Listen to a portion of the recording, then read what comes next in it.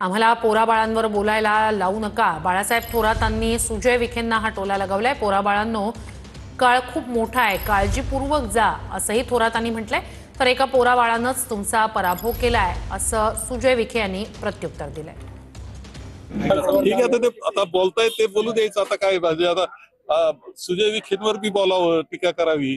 राधाकृष्ण विखेंवर बोलू शकतो आम्ही, एखाद्या वयाचा मान हे नसतील राखत कदाचित, पण आम्हाला तर पोरा बाळांवरती चर्चा करायला नका लावू। पोरा बाळांना काय सल्ला द्याल साहेब? पोरा बाळांना सांगायचं काळ खूप आहे मोठा, काळजीपूर्वक जा।